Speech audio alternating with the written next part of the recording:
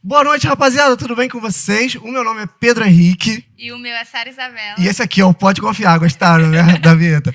Galera, hoje é o nosso segundo episódio, nós estamos aqui com uma pessoa extremamente especial.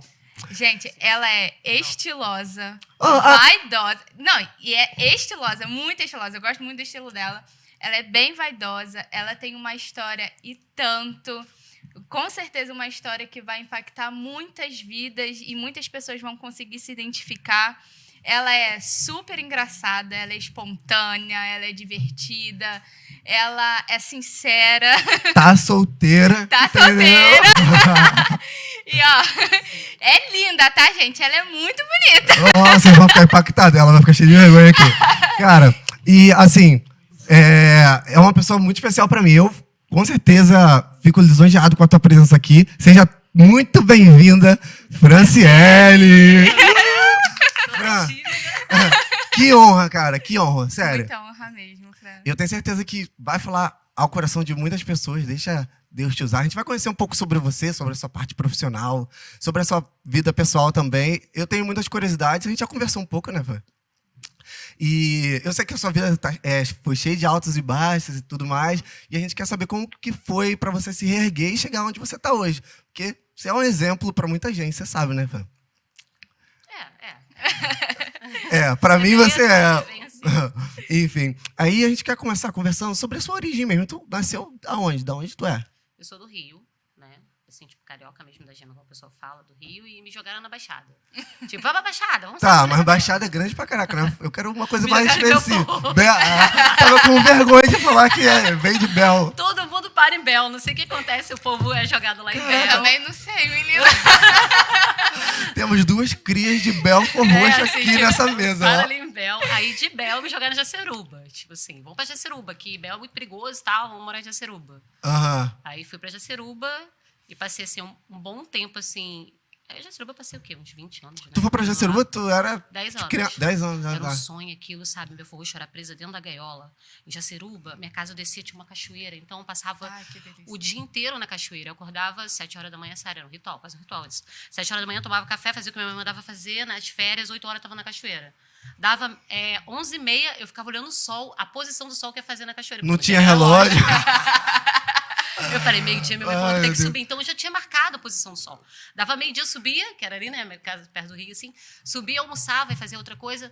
Aí minha mãe, tem que ficar 1 hora, porque dá não sei o que lá, pode morrer, Ah, né? A gente não então sei o tu quê. vivia tipo como os incas e os astecas, né? Os astecas felizes, filho.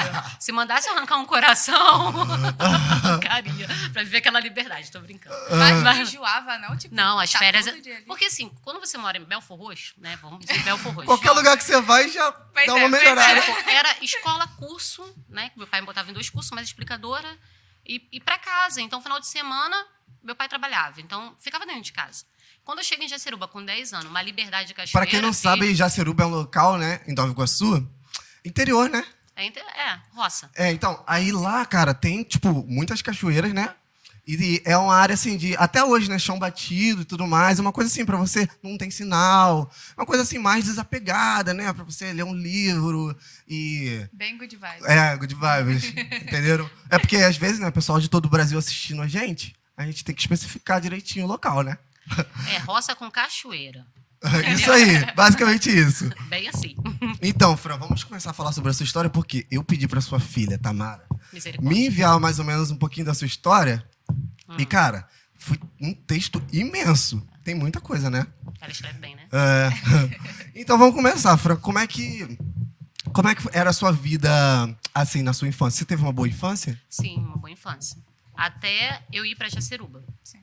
Quando eu cheguei em Jaceruba, então tive algumas situações muito complicadas. Tipo, o meu pai pegou todo o dinheiro que ele tinha, porque a gente tinha uma situação boa, vendeu as casas que ele tinha em Belfor Roxo e falou, vou para Jaceruba.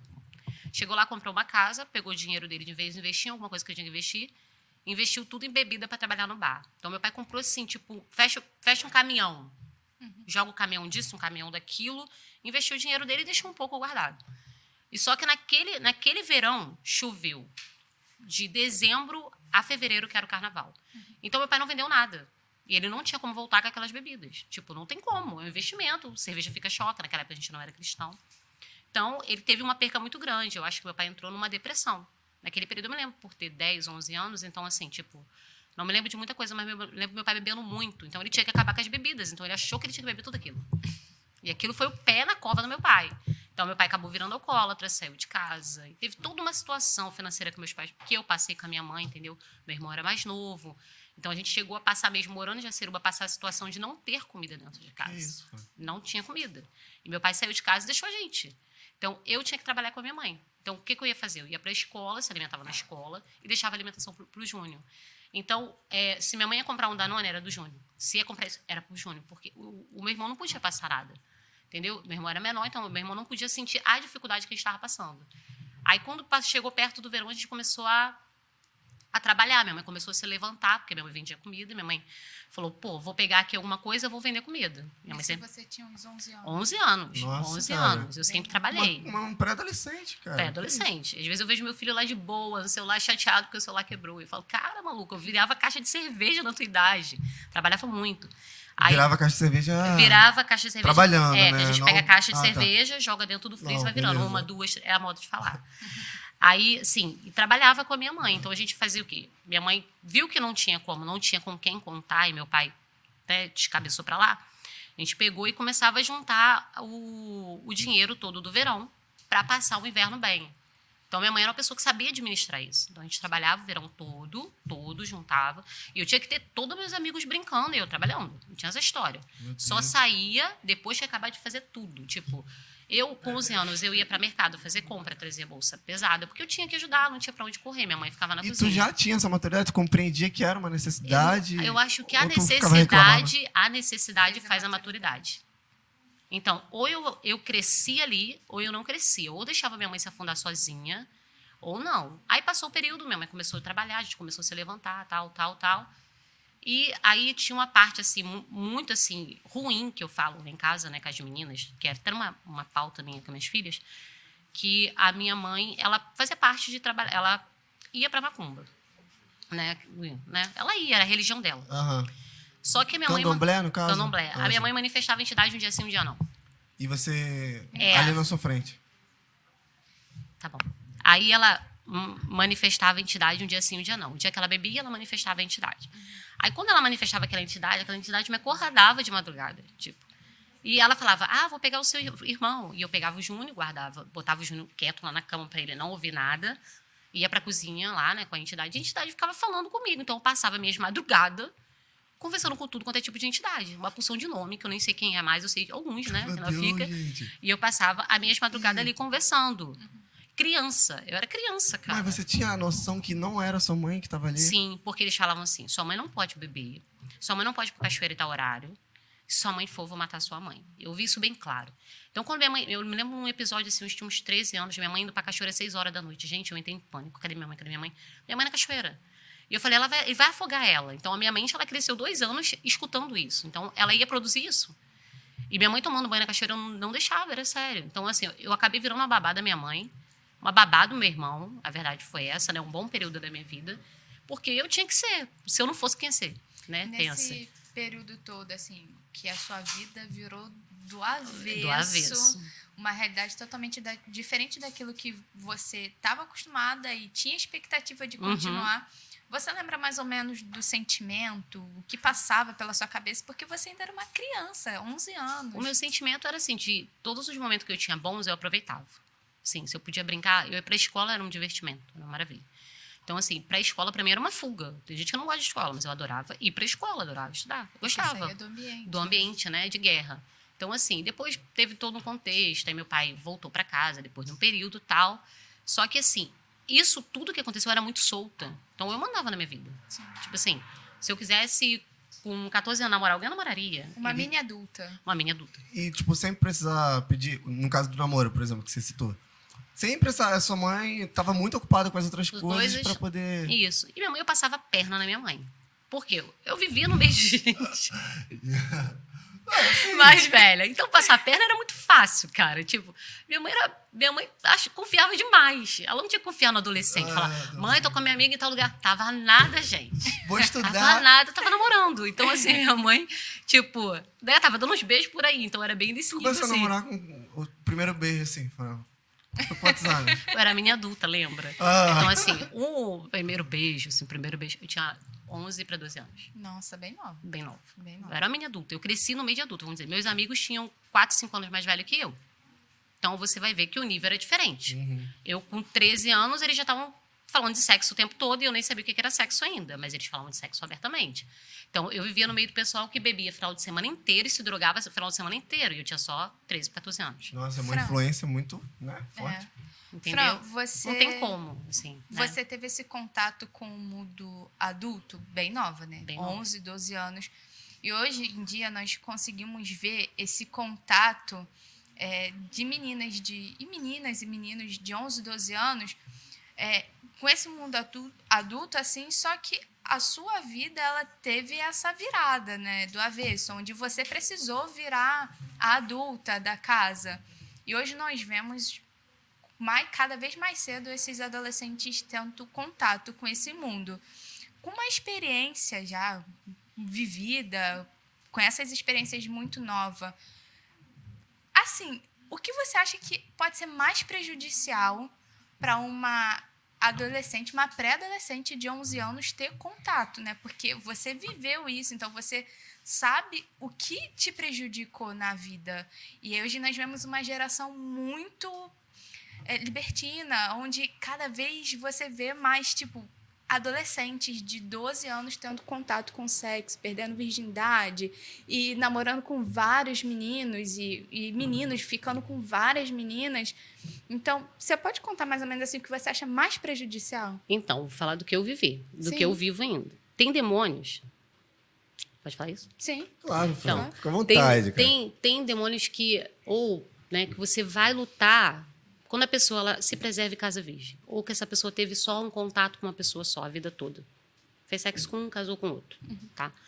Ela vai lutar ali com um tipo de entidade. Agora, a pessoa que tem vários parceiros, ou começa muito cedo, ela tem envolvimento com orgias e orgias, ela tem envolvimento com homem, com mulher, papagaio, periquito, animal, tudo que você imaginar, né? E ela vai ter demônios que ela vai lutar a vida inteira. Então, tipo assim, eu nunca posso dar mole. Eu não posso dar mole, é sério. Quando eu vejo pessoa brincando com isso, aquilo outro, eu saio de perto, porque eu não posso dar mole em algumas coisas. Porque eu sei qual é o espinho da minha carne. Fugir da aparência do O mal. Então, assim, tem pessoas que vão ter que fugir o resto da vida por causa de bebida. Eu não tenho problema. Eu posso conviver com pessoas que bebem, pessoas que posso estar numa festa ali com todo mundo, conversar, falar de Jesus. Aquilo não vai me trazer efeito nenhum, porque para mim não faz efeito.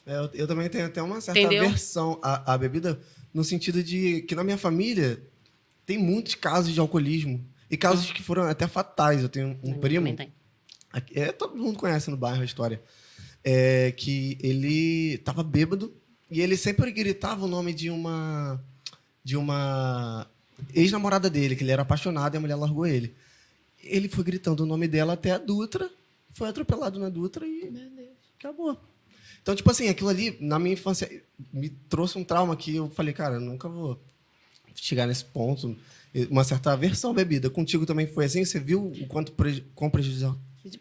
Hoje em dia, Quão sim. prejudicial foi? Liga não, que é assim mesmo. Então, assim, eu vi o tanto que era prejudicial a bebida, assim, depois do convertimento. Porque antes disso, Era normal, assim, né? era normal. Era Eu o imagino. que você via, né? Era o que eu Convivia. vivia, gente. Porque, assim, dentro de casa de bebida, meus pais falavam assim, faço o que eu falo, mas não faço o que eu faço. Um negócio assim, né? Eu acho que era esse texto. É Eu isso usava- mesmo. É esse ditado aí. Não, acertou. Cara, É isso mesmo. Eu até estava conversando com um rapaz no episódio que eu cismei que tinha que fumar, sabe? Assim, 14 anos eu tinha que fumar. E eu tinha os amigos mais velhos, lembra? Os mais velhos. Então, os amigos mais velhos passavam final de semana em Jaceruba, porque Jaceruba é o pessoal que vai final de semana, mora em Belfort Roxo, mora em Nova Iguaçu. E tinha uns meninos que moravam aqui, vivia muito na praça, tudo skatista aqui de Nova Iguaçu, ia para Jaceruba. Aí, tava lá no baile, onde era igreja, né? Então tava todo mundo No lá. baile onde hoje é uma igreja. Ó, Onde hoje que é uma evolução, igreja, né? que evolução. Onde abundou o pecado. Super Super mudou abundou. na graça. E ali, tava ali no baile e tal, e eu queria fumar. Cara, ele me pegou assim, tipo, eu era pequena, adolescente, tipo, um pouco maior que a Manu, sei lá. Pegou assim pelo magrela, me pegou assim pelo coisa, assim, me sacudiu assim, me jogou na parede e falou: se você fumar, vou te enfiar a pregada, mas falou outra palavra. E eu olhei pra ele, falei, um homem grandão, falei, agora eu vou apanhar, né? Então, assim, ele falou, olha só. Aí puxou do bolso dele os pacotes e mostrou. Ele falou, ó, comecei com cigarro, fui pro cigarro de baile. eu uso isso, isso, isso, isso. Mostrou as drogas que tinham dentro do bolso dele. Ele falou, não consigo largar. Assim, ele falou, se você entrar, tô te dizendo, você anda com a gente, você vai pelo mesmo caminho. E ele falou, eu não vou deixar acontecer isso contigo. E se eu ver, eu vou te pegar, assim, tipo, e falou outras coisas, me sacudiu, considero você como irmã. E aquele menino, olha, aquele menino me livrou de estupro coletivo. Uau. Ele me livrou de um estupro coletivo, aquele garoto. Ele me livrou uma vez dos moleques que me arrastar para um lado. Assim, tipo, o menino queria ficar comigo, eu não queria, o garoto me pegou a força, ela não. Aquele menino foi, assim, usado por Deus, mesmo na situação que ele estava vivendo, para mim não viver umas coisas horríveis, entendeu? Tipo, beber. Eu ia beber, ele jogava a bebida fora. Ele falava, não, você não vai beber, você não tem idade para beber, garoto, tua mãe te larga muito na rua.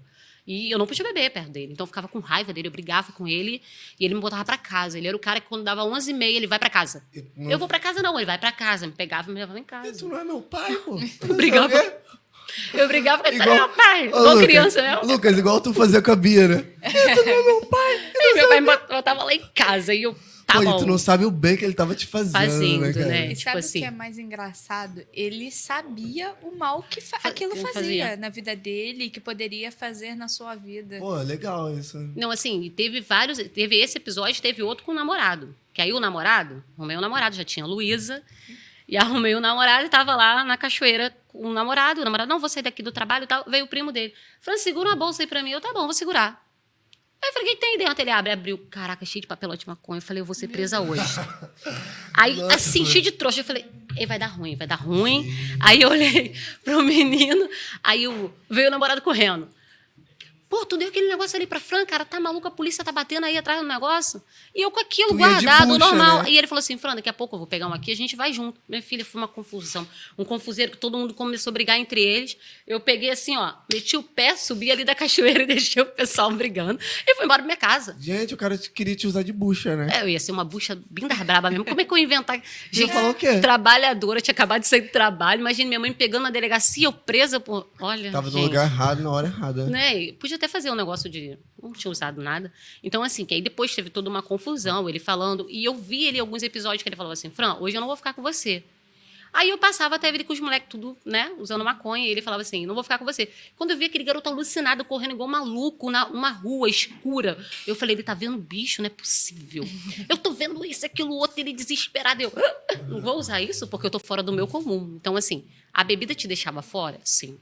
Mas a droga, ela te deixava muito mais. Então, assim, eu sempre pensava assim, todo mundo ia pra...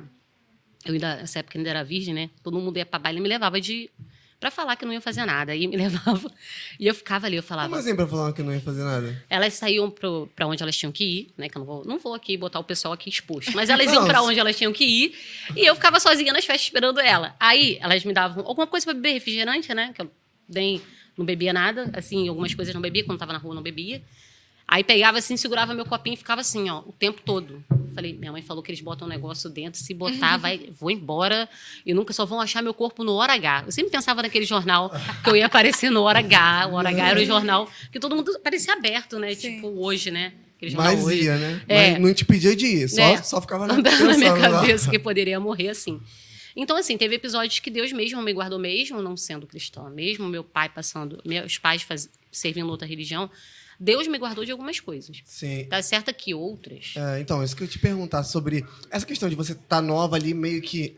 Tudo bem que você foi obrigado a amadurecer mais rápido, mas ainda havia uma ingenuidade ali de Eu era pré-adolescente muito boba, e adolescente, né? Tu foi pegando essa malícia com o tempo, né? Com o tempo. E eu imagino que muita gente pode até ter se aproveitado assim, da sua inocência para poder fazer coisas, ou te Sim. influenciar, ou fazer com que você fizesse coisas que você não estava afim de fazer. Já rolou esse tipo de coisa? Assim? Sim, mas assim, tipo, influenciar num ponto, não. Porque se eu quisesse, no período das drogas, eu queria usar porque eu queria saber como é que era. Não porque alguém falou pra mim, usa aqui. Foi uma curiosidade da tua Eu já parte? tinha a curiosidade, entendeu? Não era aquela coisa que tem pessoas que são influenciáveis. Elas estão ali e vão no meio, no coisa, né? Então, tinha coisas que sim. Mas o que mais acontece com uma pessoa que ela não tem a supervisão dos pais, isso é muito sério isso, quando ela não tem os pais para supervisionar e quando ela é uma adolescente, ela é se perder. Então, o que acontece? Naquele período não tinha supervisão de adulto. Então, se não tem supervisão de adulto, o que você faz? Faz o que você quer. Eu acho uma grande negligência dos pais, não generalizando, mas alguns pais hoje em dia, com essa famosa de meu filho ele precisa ter a liberdade dele. Uma criança de 14, 15 anos. E aí vai para festas, fazem, acontecem. Eu já vi bastante adolescente com os pais com essa questão de não, eu tenho que deixar o meu filho ter a liberdade dele, ir em festas, tem que beber mesmo, tem que fazer isso mesmo, tem que experimentar, ele está na fase de experimentar. E eu fico vendo quão prejudicial quanta carga espiritual traz para a vida da pessoa.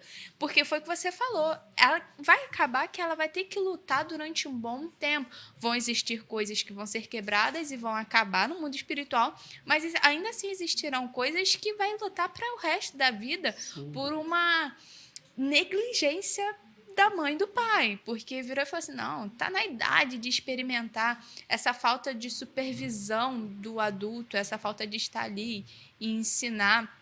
A palavra do Senhor, a Bíblia diz que nós precisamos ensinar o filho no caminho que se deve andar, para quando crescer não se desviar. A questão a garantia não é que ele não vai se desviar, mas é que ele vai lembrar daquilo que o pai e a mãe ensinou quando era criança. Ele vai falar, pô, meu pai e minha mãe falou isso, então não vou fazer, não é garantido, mas está ali. Você sentiu muito essa falta ali da palavra do Senhor? De uma pergunta mais assim, tipo, você já tinha ouvido falar sobre Jesus? Não. Porque, assim, eu fui ouvir de Jesus em Jaceruba mesmo, ali. Porque ele tinha igreja, de 2 igrejas, que são 2 igrejas Assembleia. Uhum. Então, eu até tentei ir para a igreja, mas só que lá tem uma situação, tipo, roupa, e meus pais não iam comprar roupa para ir para a igreja, saia comprida e blusa grande. Não ia. Meus pais compravam short curto e blusa curta. Sim. Eram as roupas que eu tinha no meu... Que era o que tinha, na verdade, no meu guarda-roupa, né? Tudo ia entendeu? Não tinha condições. Não tinha condições, entendeu? Tipo assim, guarda-roupa. e voltando, eu nem culpo a minha mãe ou o meu pai. Sim.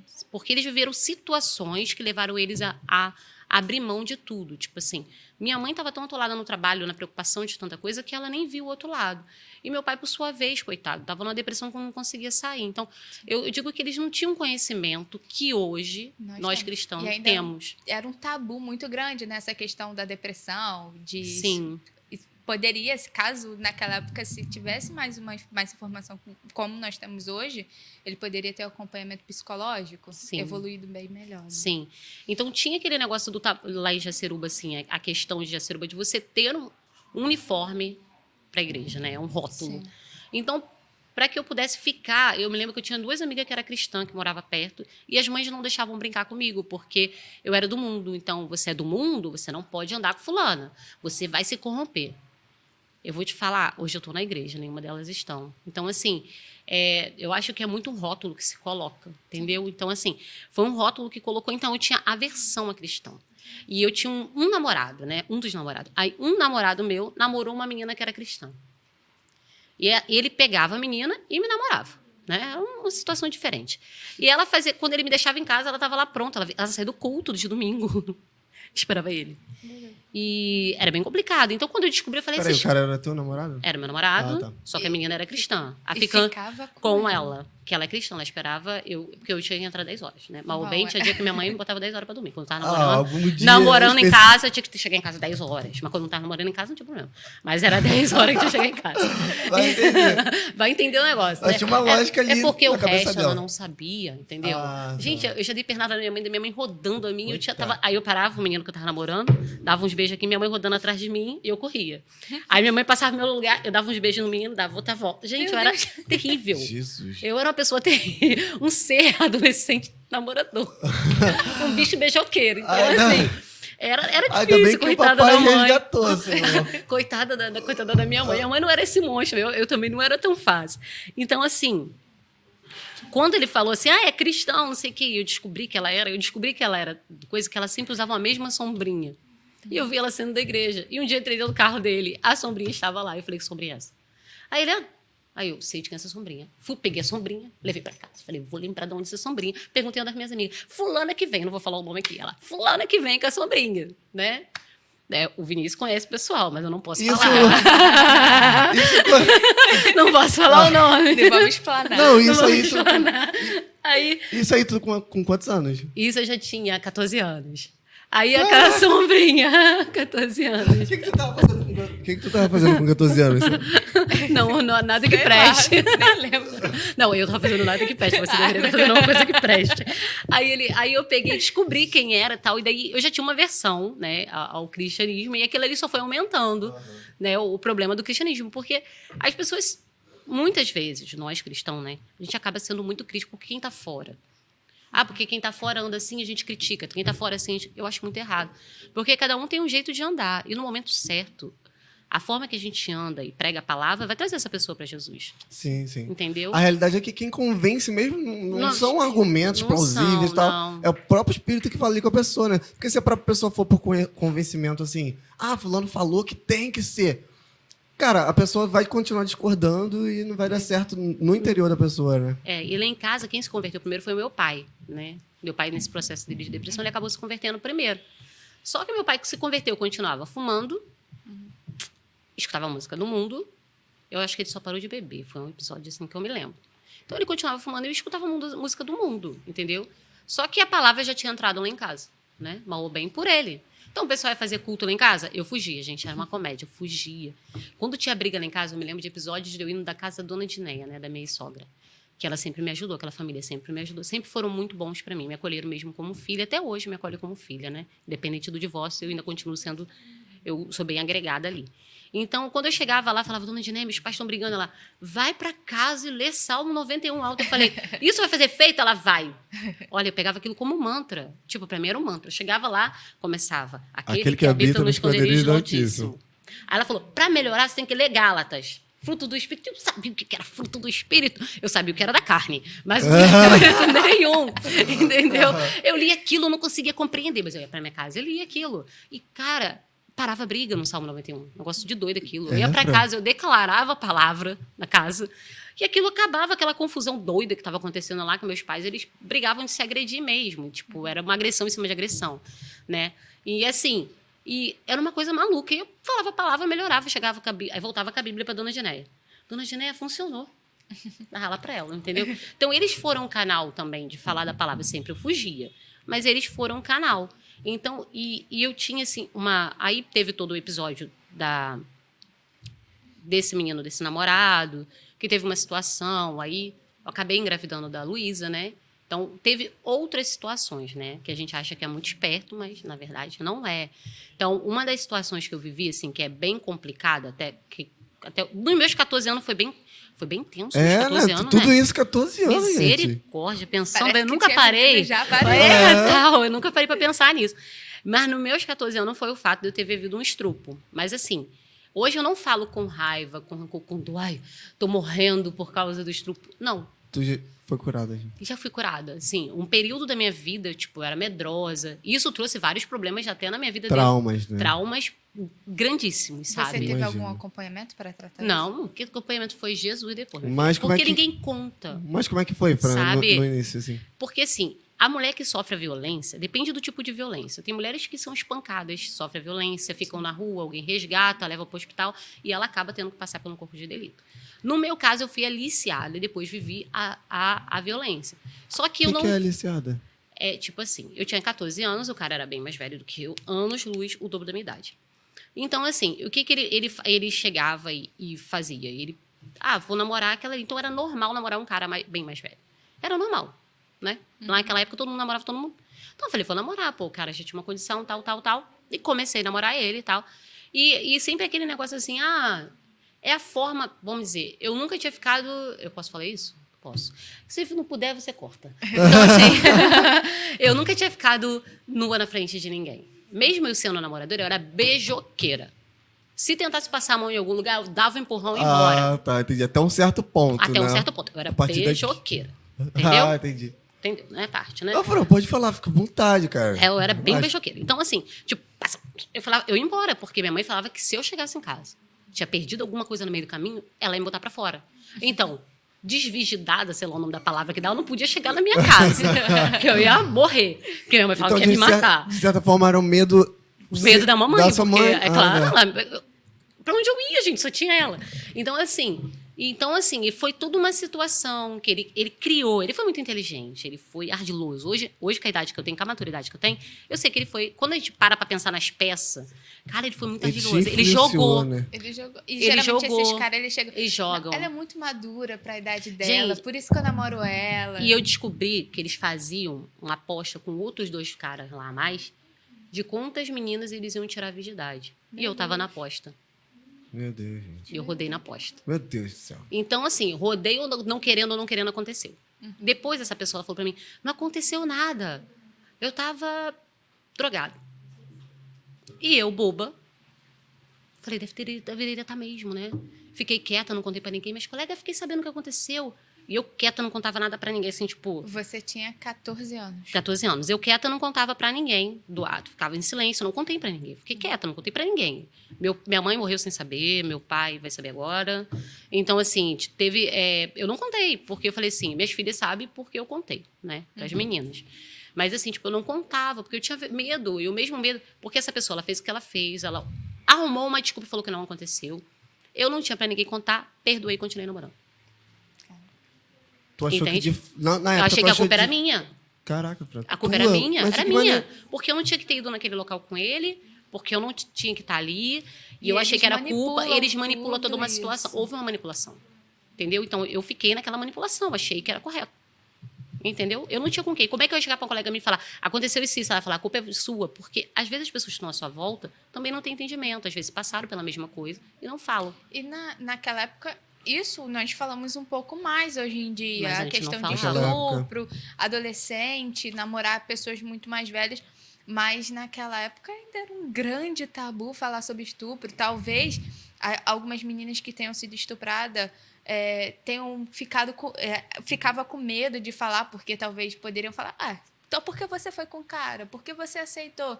Então, é toda uma manipulação psicológica, uma manipulação ali entre as pessoas. O cara, por ser muito mais velho, você tinha apenas 14 anos ainda, então era toda uma questão E até de... mesmo a questão de você pegar e confessar, ia correr o grande risco de muita gente não acreditar, não né? acreditar.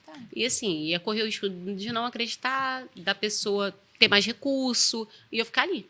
Entendeu? Como hoje acontece. Sim. Né? Hoje acontece. Lamentavelmente.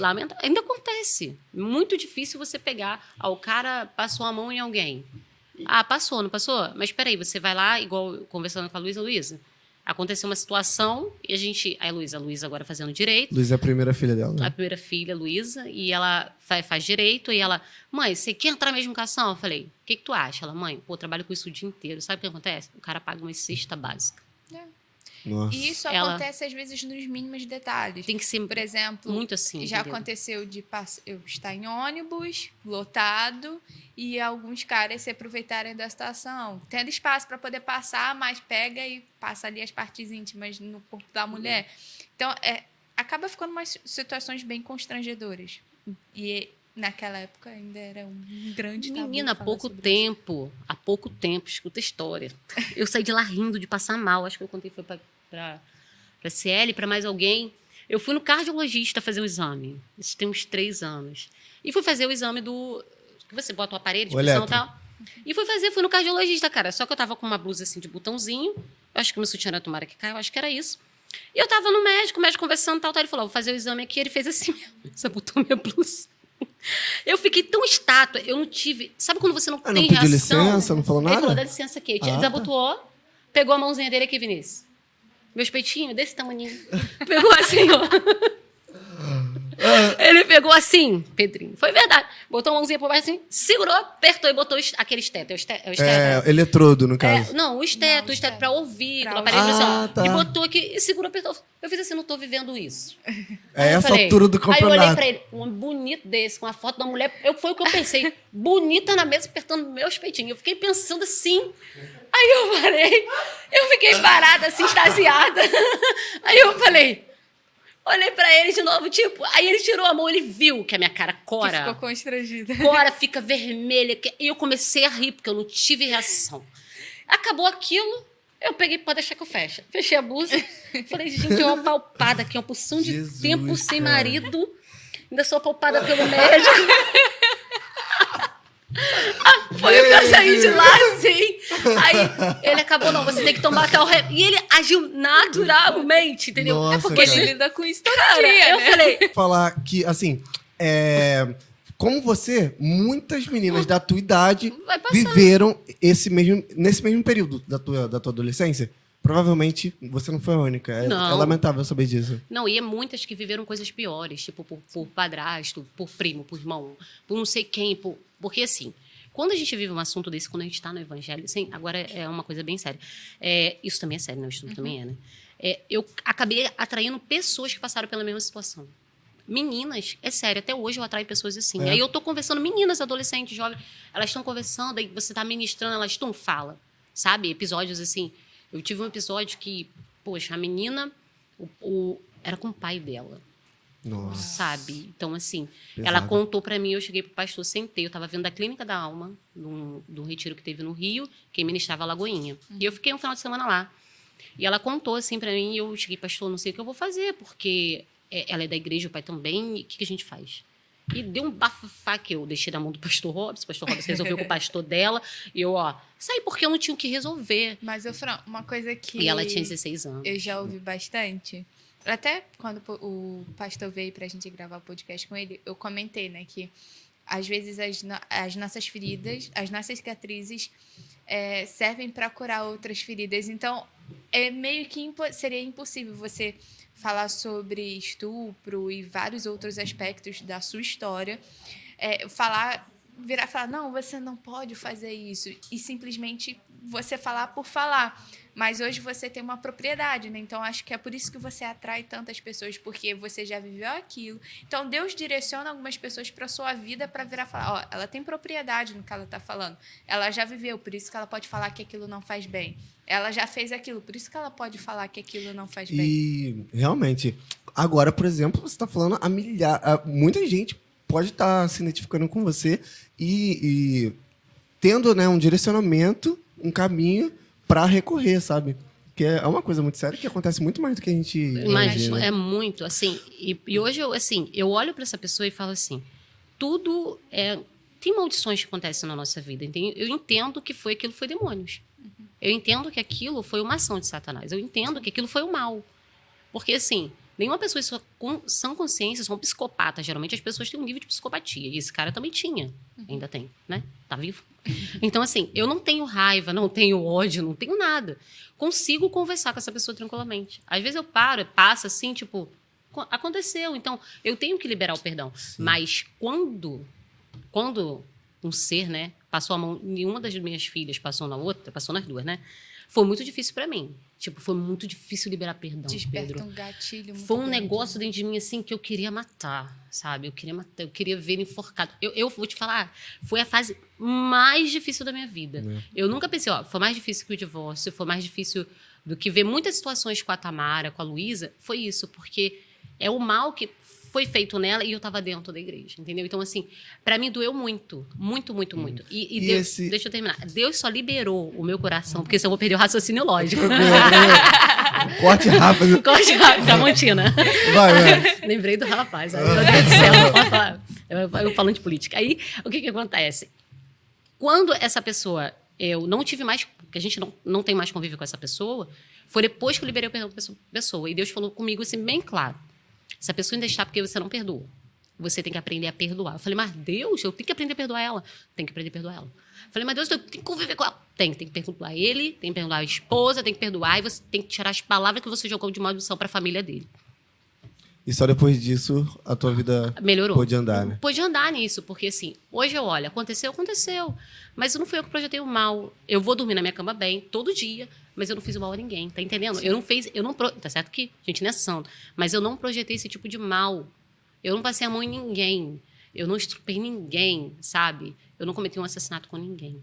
Então, assim, então isso, quando Deus faz essa parte que vai te curando, eu acho que Deus me cura muito rápido de algumas coisas, mas eu sou muito teimosa. Para ser curada em algumas coisas. Porque isso foi teimosia, tá? Deus podia ter ministrado a cura há muito tempo e eu fiquei com aquilo no meu coração. Foi um processo longo.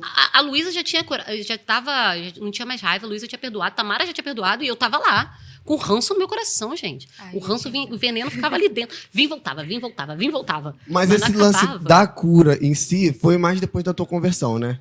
Da parte do estupro mesmo, quando eu era adolescente, sim. Obviamente. Ah, sim. Você... E aí, no caso... Rápido. falar. Outro corte. Fazer uma faquinha. Mas aí, vamos lá. Tipo, depois disso, você continuou com o cara. E aí, como é que foi o andamento? Tipo...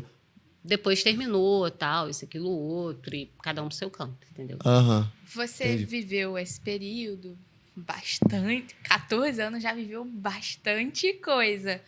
E você havia comentado, assim, um pouco das histórias que a gente já conhece sobre você, que você fala com a gente, conversa com a gente, sobre uma questão de sexualidade, uma fase da sua sexualidade, uma coisa que a gente vê bastante em alta também, É porque hoje em dia. Foi nessa fase? foi nessa Vai. fase. Aí a Luísa, eu tive a Ana, engravidei com 14 anos, tive a Luísa com 15, né? Então, eu era mãe, criança, uma criança segura. Se você ver as fotos. de Quantos anos você teve, Ana? 15 anos. Então, é uma criança segurando outra criança. Você olha, Não, peraí. Com 15 anos você engravidou? Com 15 anos você Não, teve... tive Luísa, engravidei com 14. A minha festa de 15 anos, presente pra minha mãe foi: mãe, tô de bucho.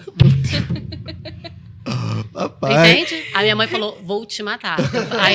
Aí eu olhei pra ela, tipo assim, aí sentou meu pai e minha mãe assim, sentou meu pai e minha mãe assim e falou assim: meu pai, Creuza, ela tem que abortar.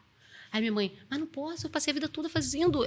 Minha mãe fez muito... Coitada da minha mãe, cara, coitada. Ela fez muito tratamento pra ter filho, né? E teve isso aqui e só misericórdia. Então, assim, aí ela fez muito tratamento. Ela: não vai, vão ter a Ana. E minha mãe tomou a Ana pra... Tipo assim, eu vivia junto com a minha mãe, mas minha mãe cuidava da Ana. Eu era uma criança, como é que eu ia cuidar da outra criança, né? Sim. Então, assim, tipo, aí a festa de 15 anos foi isso. Minha mãe querendo me pegar e meu pai tentando me defender. E eu só chorava porque eu não sabia o que fazer. E eu tava grávida de um mês. Um mês e Nossa. pouquinho, entendeu? Todo mundo comentando. O que você pensou quando descobriu que estava grávida? Eu tentei abortar a Luísa. Tomei uma medicação. Eu falei isso pra ela, né? Pedi perdão pra ela, que a gente tem que fazer isso. Eu tentei porque... Caramba, você falou pra ela? Falei. Caraca. Eu contei isso pra ela. Porque, assim, a Luísa, depois de um período, ela tinha vontade sempre de se matar. A Luísa, com 4 anos, ela tentou se matar na cachoeira. Uau. Ela correu na cachoeira, se jogou. Ela tinha desejo. Meu Deus. E eu falei... E depois que a gente se converte, a gente vai entender qual a legalidade que a gente dá. O demônio que entra quando a gente tenta fazer isso. Então, assim, a Ana foi muito ministrada. A Luísa andava igual um menino, gente. A Luísa não gostava de vestido. A Luísa não gostava de batom. A Luísa não gostava de... A Luísa, você vê ela hoje toda preguetada, toda arrumada, toda pra frente, toda menina. Mas a Luísa, se você pegar umas fotos ela antiga, ela usava... até os 5 anos de idade, era short de tactel. Eu que botava vestido nela, que ela não gostava. Ela gostava de bola de gude, de pipa, ela não gostava de nada que era de menina. Mas ela era mais pra dentro, assim? Ou era... Sempre, assim, Sempre- sempre pra fora. A Luísa sempre tá. foi muito falante, conversa com todo mundo. E tu acha que isso tem influência na fase da gravidez de você ter Eu acho rejeitado? que foi a rejeição. Tu acha que teve influência? Claro que teve, porque eu rejeitei a Luísa a gravidez toda. Porque a minha mãe falava, toda oportunidade que ela tinha, ela falava: quando essa criança nascer, eu vou afogar ela. Meu Deus. Tu falava assim? Minha mãe falava isso. Quando tinha briga dela, ela manifestava a entidade, ela falava disso. Então, eu não passei uma gravidez tranquila com a Luísa. Eu não tive, tipo, uma gravidez tranquila com a E Luísa. isso mexe Muito muito na com o gravidez. mundo Eu era- espiritual eu era- também, né? Muito criança, eu não tinha noção, né? Então, a Luísa... E também acaba que a sua mãe ainda não era evangélica, não tinha entendimento Não tinha. do peso Peso que a que tinha. palavra tem, da maldição que pode ser trazida De uma pra mãe, vida, né? E Exatamente. quando todo mundo lá se converteu, né? Porque eu me converti e trouxe todo mundo. Sim. Eu me converti. Aquela unção que tá dos filhos vai pro pai, é essa mesmo. Eu me converti e falei: Pô, agora que lindo. todo mundo vai. Todo mundo foi. Todos conheceram Jesus. Todo mundo conheceram Jesus através da minha vida. Através de você. E eu ministrava, assim, tipo, estudo dentro de casa para meu pai e minha mãe. Eu que Poxa. ministrava estudo. Eu que orava pelo meu pai. Mas isso aí foi depois da tua conversão, né? Da minha conversão. E Tem um antes. Vamos falar da Ana, né? Aí depois a gente vem pra tua conversão e tu fala tudo. Luísa nasceu, eu cuidei de Luísa e fui fazer um raio de um curso em Jaceruba. E conheci outras coisas, né? E eu tinha um vazio existencial gigantesco. Minha mãe levava pro centro, eu achava aquilo muito sujo. No meu ponto de vista, eu era adolescente, gente. Pelo amor de Deus, me perdoa quem vai ouvir, que faz parte de outra religião. Pelo amor de Deus, não estou ofendendo ninguém. Só estou dizendo que eu não gostava da situação. Porque viu o pessoal lá, era diferente a situação. E minha mãe Não se sentia confortável. não me sentia confortável com aquilo. E isso é esquisito, porque, tipo, você conviveu, né, a partir da infância com isso. E aquilo entrar dentro de mim, tirar minha consciência, eu não achava certo. Eu não nasci pra ninguém ficar entrando dentro de mim. Coisa história é essa, entendeu? E eu perdi minha consciência, eu não gostava disso. E aí eu conheci um pessoal que trabalhava com outro tipo de ocultismo. Então, eles jogavam runas, jogavam tarô. Eu li livro de astrologia gigantesco. Gente, eu luto para ler a Bíblia inteira todo ano. E aquele livro, assim, daquele tamanho, eu li vários livros, sabe? De ocultismo, vários. Porque para você entrar na religião, você tinha que conhecer antes. Então, você não entra assim, eu quero entrar. Não é igual, chego na igreja, aceito Jesus, já faço parte do ministério. Você fica ali, estuda. Você tem que estudar. Estuda, lê. Isso eu tinha uns 16, 17 anos. Lia muito. Só que tinha um problema nessa religião. Eu tinha que sair com mulheres. Cara, eu gostava de menino. E eu gosto de menino. Como é que eu ia sair com menina? Não gostava de menina. E eu tinha que sair com mulheres. Eu falei, meu Deus, tem que fazer um esforço, né? Eu quero entrar, tem que sair com meninas. E Cara, era obrigatório? você não pode se relacionar com um homem, só com mulheres. E já tinham tudo... Existe uma explicação para isso? Hã? Existe uma explicação? do porquê? Existe para você a purificação, você não pode ter, porque assim, o Wicca, né, é o satanismo branco. Eles falam que é o satanismo branco. Então eles não falam de satanismo branco, depois você vai estudar, quando você está fora, tu entende. Então você tinha que fazer parte e tinha que ser só com mulheres. E eu gostava de homens. Então, assim, tinha que ser com mulheres. Aí eu fazia o curso tal, e o pessoal tinha meninos. Né? E esse período foi o período que eu mais bebia, era o período que o curso era todo dia integral. Então eu saía da escola e ia pra lá. Então, toda vez que acabava o curso, 3 vezes na semana tinha cachaça. A gente ganhava uma bolsa de estudo. Eu pegava a bolsa, dava metade pra minha mãe e me juntava com o resto dos meus amigos. E a gente chapava o coco. Era assim, filho. Eu vivia bêbada. Coitada da Luísa, como bebeu álcool no leite. Então, ali... Então, assim, coitada de Lu. Então, assim, beber com força, entendeu? Então, assim, tinha que ter o relacionamento. Eu me lembro de uma professora. Cara, aquela professora, ela acabou com a minha raça. Porque meu pai e minha mãe estavam no lugar. E foi o fechamento do curso. Essa professora veio. Na hora de me entregar o diploma, veio e beijou na minha boca. Na frente de todo mundo. Tipo, foi um escândalo. E eu parada ali, beijei também. Eu só correspondi, né? Ia ser vergonhice, incrível. Só correspondi. Mas eu tive... Foi o primeiro contato, assim, que você teve ali? Foi o primeiro contato. O outro que eu tive já era uma menina. Aí já é uma história, assim, bem mais complicada, porque... Eu não vou falar da menina que ela tem uma história, né? Eu vou falar no meu contato. Foi o único contato que eu tive. Eu não consegui ir no relacionamento íntimo, né? Pra não falar que na relação mesmo sexual, eu não consegui, porque eu não conseguia. Tá entendendo? Tinha um bloqueio, não ia porque eu pensava assim, poxa, eu já fiz isso tudo, engravidei cedo, minha mãe passou tanta coisa e eu vou agora virar... Naquela época era sapatão. Naquela época, há 20 anos atrás, 20 Por aí a gente já falou a idade dela, tá? Uns 20 anos atrás, era sapatão. Era assim que falava. Se alguém falar, olha, homofobia. Não era assim que era. Agora é diferente. Mas naquela época as pessoas se tratavam assim. E eu falava, eu não posso fazer isso com a minha mãe, não posso fazer isso com a minha mãe. E... eu peguei e comecei a namorar essa menina. Só que ela queria ficar grudada. E eu não queria que ninguém me visse com ela. Porque ela era só uma ponte para me entrar na religião. Sim. Ela era a minha ponte.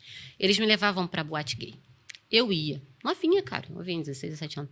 Eu ia para boate gay. Chegava lá, os caras lindos de morrer. Os homens lindo. As mulheres também eram bonitas, mas os homens eram lindos. Eu parava lá, ficava sentada aí. Vi uma delas, falava, Fran, tu vai apanhar aqui. Eu falei, mas vou apanhar consciente. E eu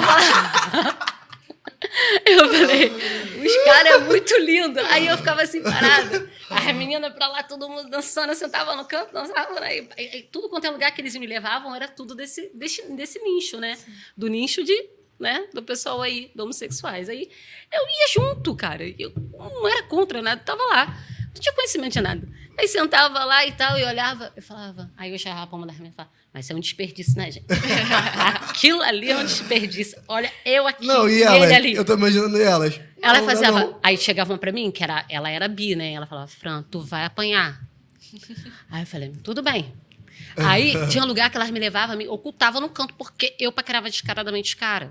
E tinha briga, não podia fazer, né? As meninas paqueravam uma outra, vinha me paquerar, falava que queria ficar comigo. Eu, não, tô de boa aqui. E ficava, tô de boa. Não saía. Porque o meu intuito era passear, sair, conhecer os lugares, mas não ficar com as meninas. Então, essa época da questão da sexualidade foi mais... Por causa da religião. Aí tu conseguiu entrar? Eu não consegui, Jesus Não, me salvou é, antes. Não, mas teu negócio é Jesus, eu por exemplo. pré-entrei, tipo, quase fui. Existe todo um processo. Cara, Deus tem um negócio comigo. Eu tinha um processo pra entrar. Aí o que eu fiz? Tava com esse namorado, tinha um namorado top. Pensa, acho que foi o melhor homem que eu arrumei na minha vida. Nunca mais consegui arrumar um homem igual aquele, tão bonzinho igual aquele, sabe? O resto era tudo lixo, mas aquele foi o único bom mesmo, de verdade. E aquele cara era muito top, assim, tipo, muito bacana. E eu namorando ele tal. Tanto que eu aprontei com força ele ali do lado. Coitado. Nessa época do ocultismo, da bissexualidade... Eu tinha namorado. Você tinha... Tinha namorado, eu tinha esse tá. namorado. E ele, de boa? Ele ali, porque ele não sabia, porque eu não contava. Ah, Eu tá. era minha pessoa quieta. Ele só vinha final de semana pra Jaceruba. Dia de semana eu aprontava. Então, de semana eu era de ninguém. Final de semana eu era dele. Ah. Dia de semana eu era terra de ninguém. Final de semana era dele. Era bem assim, esse nível. A pessoa era esse nível. Aí, quando foi nessa parte do ocultismo e tal, e eu falei que queria entrar, não sei o quê, eu engravidei desse rapaz, tomando o remédio. Engravidei dele e falei que não ia ter mais filho nenhum. Que eu não ia ter filho. E ele, então, ele falou, eu não vou deixar você fazer aborto. Eu falei, eu vou fazer aborto. Ele falou, não vai, eu vou fazer. E foi uma guerra. Eu falei, vou fazer. Eu tomei Citotec. Eu me lembro de todas as medicações. O que é Citotec? É um remédio que é abortivo. Ah, Eu sim. tomei Citotec, tomei um outro que eu não lembro. Tomei um na veia. Eu sei que eu fiquei na casa dele uma semana tomando bagulho. Um em cima do outro. Por fim, me enfiaram dentro de uma clínica clandestina em Nilópolis. E eu fui para lá. Gente, a mulher botou todo aquele procedimento que faz para fazer o preventivo. Aquilo que você vê nos vídeos é aquilo que fizeram comigo. As minhas veias não pegavam mais nada, elas foram estourando. Então, quando eu botava o soro, a medicação, estourando. Eu não fiz tudo consciente. Tipo, eu senti tudo porque a anestesia não pegava. Então, eu fiz tudo sentindo tudo. Nossa. Tipo, coisa medieval. A sangue frio mesmo. Sangue frio. Quando ela foi fazer, ela falou assim, essa criança não quer sair, cara. Eu já tentei de tudo, já botei toda a medicação. E eu falei, eu não vou ficar com ela. Cara, era muito possesso. Eu não vou ficar com ela porque eu já tomei muita medicação, essa criança vai nascer doente. E o cara chorava. Ele chorava. Chorar. Até hoje eu tenho arrependimento. Sabe aquele arrependimento que dá no teu coração? Aquele... Não é remorso, não é arrependimento mesmo. Daquele que dói mesmo. E ele Não tem nenhum nome específico, né? para dar. Ele chorava, ele falou, não faz, eu assumo você, sou uma menina, eu tenho condições. Eu tava com 2 semanas e meia, mais ou menos. 2 semanas não, 2 meses e meio. Eu tava bem avançada. E eu tinha menstruação normal. Eu descobri porque eu fui fazer um exame, que eu comecei a passar muito mal. E eu peguei, fiz isso tudo e acabou, por fim, de eu abortar o bebê. Né? Eu fiz 2 vezes. Eu fui a primeira vez, não deu certo, fui de novo nela. E eu acho que não é normal, né? Na primeira já... Não, costuma... com Citotec já ia. Muitas pessoas já perdem com Citotec. Aí, quando eu fui, tomei a medicação lá, ela fez toda a medicação, procedimento, eu voltei para casa, que minha mãe falou, olha, você está muito tempo fora, cheguei em casa, eu tive uma inflamação. E nisso eu perdi vamos dizer, eu não poderia ter mais filho nenhum. Então, a Ana, o Daniel e a Tamara veio porque Deus tinha projeto na vida desses dois. Porque, assim, porque eu tenho um laudo lá de esterilidade. Porque danificou meus ovários, danificou o meu útero. Eu não pisava direito no chão, eu chorava por conta do aborto. Eu tive uma inflamação. Ficou tudo lá dentro. A criança não saiu, ela ficou lá dentro. Então, ela inflamou tudo. Uau, ela inflamou tudo. Tudo lá dentro. Quando eu parei no hospital, o médico sabia que era um aborto. Eu não podia falar, porque se você fala naquela época que era um aborto, era um problema sério. Então, o médico nem te atendia. Então, eu cheguei e falei que estava com problema no útero. O médico fingiu que sabia. Fingiu que não sabia. Viu que eu estava desesperada. O rapaz também desesperado. Passou uma lista de medicação que aquele cara já não tinha mais dinheiro.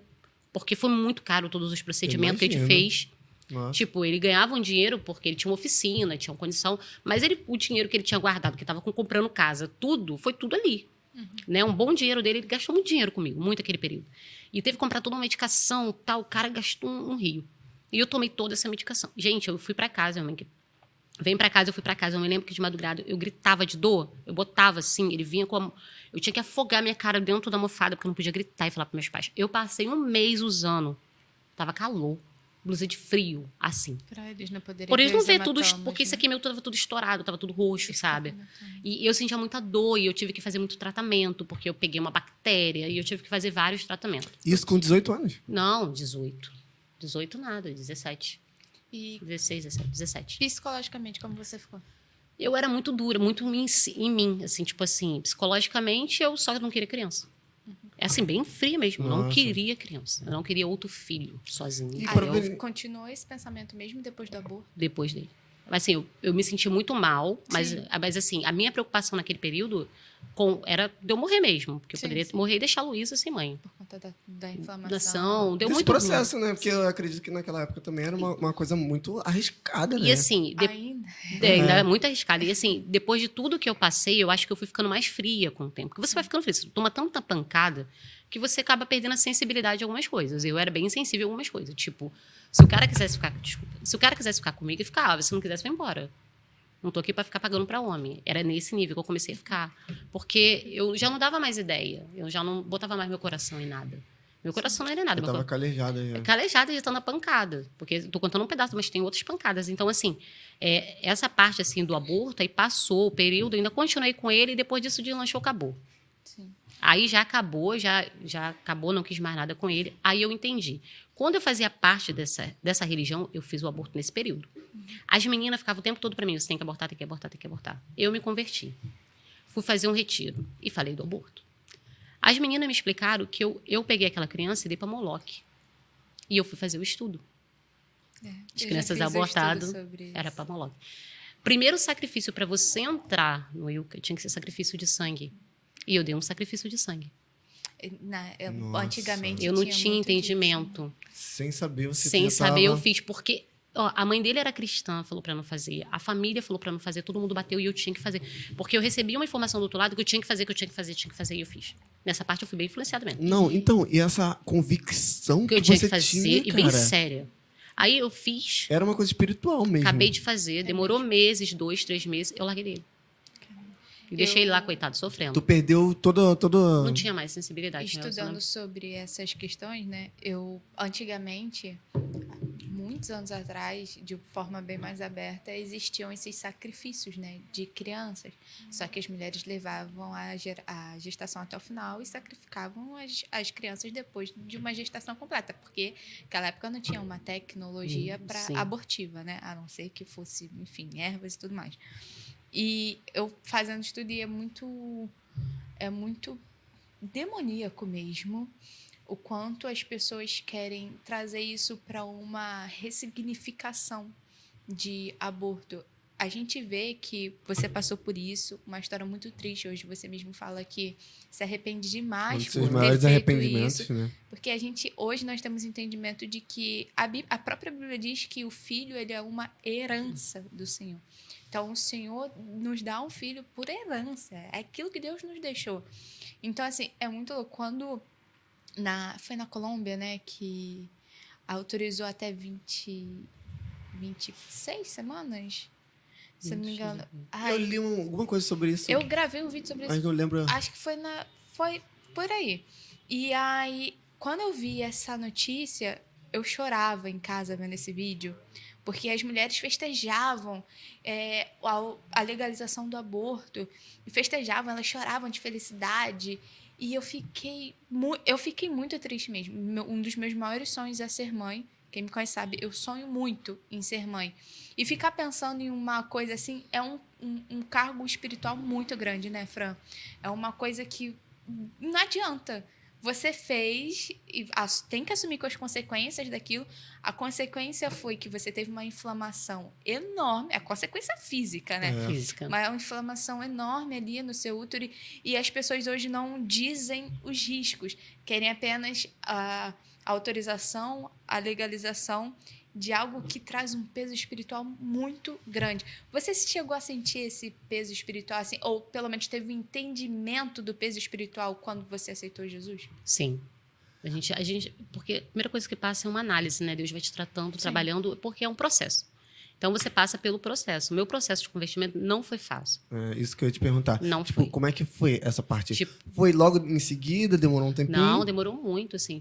Eu fiz o aborto, larguei desse rapaz, tive envolvimento no ocultismo. Aí, eu comecei a entrar a fundo mesmo. Assim, eu só dormia se eu jogasse as runas. Só dormia se eu lesse tarô.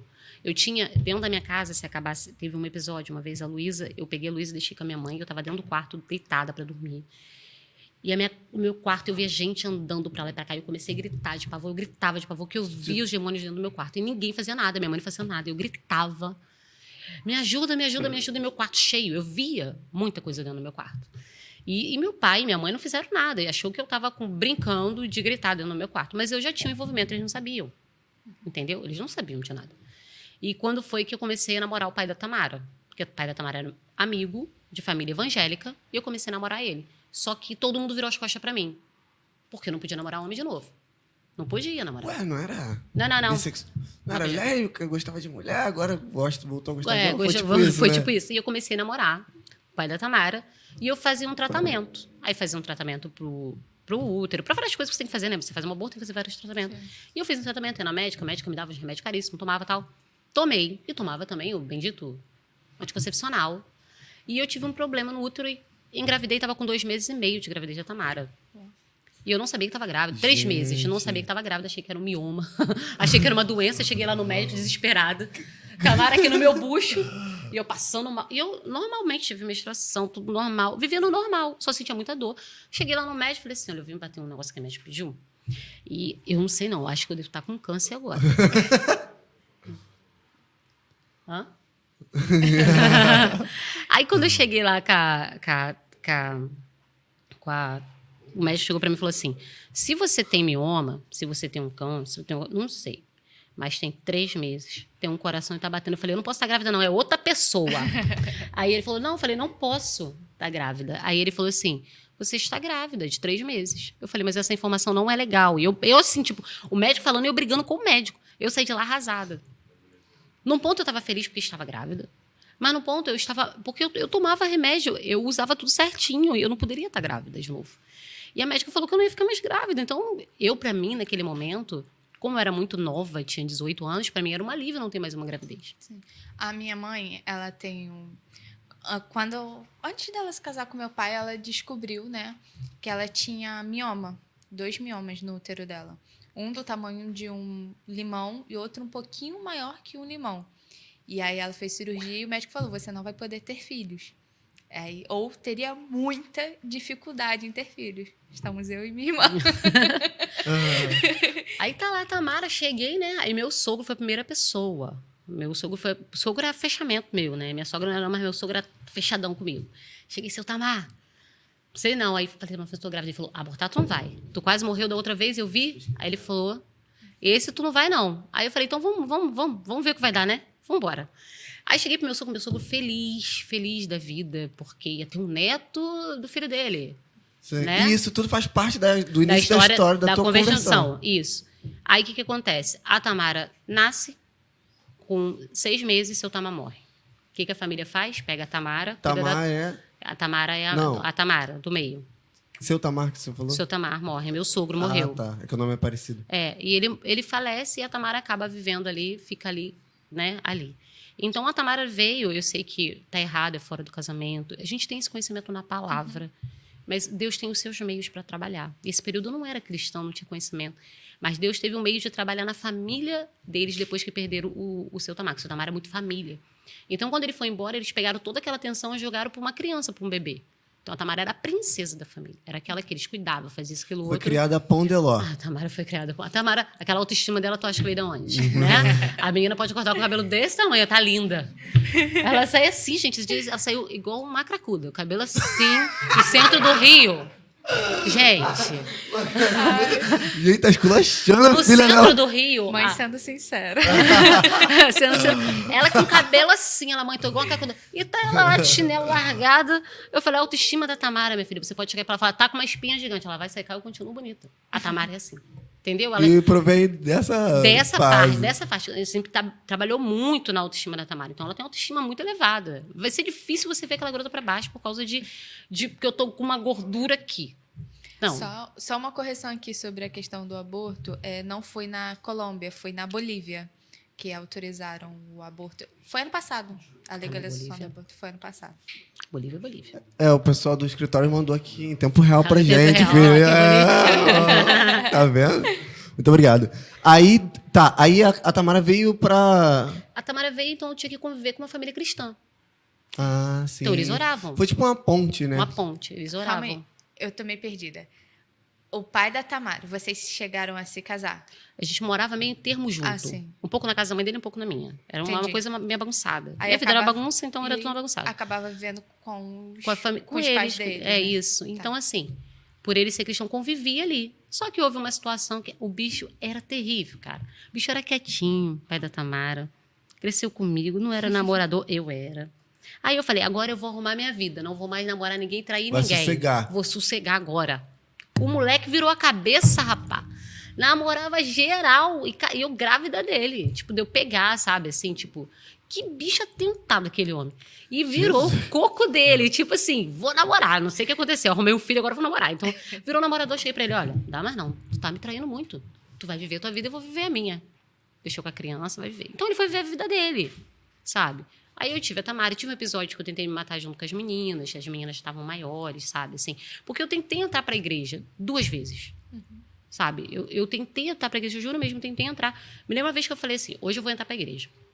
Tamara bem pequena, me arrumei toda, botei minha roupinha de crente, meu uniforme, a sainha lá no joelhinho, minha blusinha de manga. Falei, hoje eu vou pra bleia. Me arrumei toda de bleia, botei um cabelinho assim de bleia, sem maquiagem, sem brinco, sem nada. Fui eu indo pra bleia. Quando tô saindo de casa, tá a Tamara passando mal, com refluxo, se engasgou. Aquela garota passando mal, saí correndo, fui pro hospital. Isso 6 horas da noite de Jaceruba. Pra sair já é uma contramão. E eu fui pro hospital levar a Tamara. Aquele dia nada de Jesus. Aquele dia passou. Passou um tempo. Né? Falei, hoje eu me converto. Me arrumei toda, botei minha outra roupa de bleia, peguei Tamarinha, botei no colo. Tamara já tinha um aninho. Tamara já tinha meses, me arrumei de roupinha de bleia, tô saindo. Escuto um choro na casa da Dona Fátima. Quando eu falo, esse choro é de Luiz. Quando eu entro, a Luísa com a boca arrebentada que caiu da laje até aqui, braço quebrado e eu no hospital. Falei, eu nunca consigo ir pra igreja. Então, assim, aí eu desisti. Falei, vamos pra igreja não, eu vou beber. Já tava chegando perto do carnaval mesmo. Aí cheguei perto do carnaval, filho, bebi uma rama, bebi todo aquele carnaval eu bebi todos os dias. Mas antes do carnaval, o pastor teve um culto um dia antes, uma semana antes. Pastor Robson? Pastor Robson, lá na congregação de Jaceruba. Aí ele fez um culto na congregação. E o Ezequiel me chamou para ir para a igreja. E eu falei, eu vou lá. Vamos ver se tem alguma coisa diferente lá. Vou sentar lá, vou. Aí o pastor não faz chamado, né? Quer aceitar Jesus, né? O pastor Robson não faz isso, né? O pastor Robson, ele faz o quê? Vamos orar para que mude alguma coisa. Ele tem toda uma forma de falar. É a mesma forma que ele faz hoje, ele fazia isso há muito tempo atrás. E ele pegou e orou ali e tal. Aí era para Deus tocar no meu coração, tocou. Só que uma semana depois era o quê? O maldito carnaval. Eu não podia me converter, porque eu falei, vou passar o carnaval primeiro. Olha, minha mente mudando, vou passar o carnaval. Primeiro eu peco, depois eu peço perdão. Aí foi. Sexta, sábado, domingo. Aí eu me lembro do domingo, do pai da Tamara, a gente tá separado já. E ele tá com uma menina, assim, eu nunca tinha visto ele com ninguém, sabe? Depois da gente tá separado, ele tá com uma menina. Eu peguei uma perna de 3 e queria bater nele. Aí um amigo meu que hoje, eu acho que, não sei se voltou pra igreja e tal, na época ele tava desviado, junto comigo na cachaça. Pegou o pauzinho e falou, não vai bater em ninguém. Vambora, Franciele, pra casa. Aí me levou pra casa. Meus pais estavam dormindo, me jogou no banheiro. Eu tinha um cabelo cacheado grandão, todo vomitado. Eu bebia e vomitava meu cabelo. Não sei o que acontecia, eu e meu cabelo e o vômito. Porque, primeira vez que eu tomei um porre, deitada assim, com os 14 anos. Eu deitada assim, vomitei tudo assim. Minha mãe falava assim, meu pai falava assim, Fran, Cleusa, salva ela. Ela, deixa essa desgraçada morrer. Meu Deus. É hoje que ela morre, que assim, os cabelos cacheados, né? E ficava aquilo tudo na cara. Então, toda vez que eu bebia, o meu cabelo se atraía. Sabe? O cabelo ia junto. Era um negócio muito horrível. Então, assim, aí esse rapaz me falou de Jesus na cachoeira. A gente foi pra cachoeira, ele falou o dia inteiro de Jesus. E eu falei pra ele, eu não acredito. Se você arrumar uma palavra aí que eu acredite, eu vou acreditar agora. E ele começou a falar do Senhor pra mim. E eu comecei, aquilo já entrou no meu coração. Aí passou 2 semanas, um mês, ou mais ou menos, o pastor Robson foi para Jaceruba e eu estava no mesmo ônibus que ele. Só que o pastor Robson, naquela época, o pastor Robson agora, ele tá fortão, bonitão. O pastor Robson era magrinho quando ia para Jaceruba, né?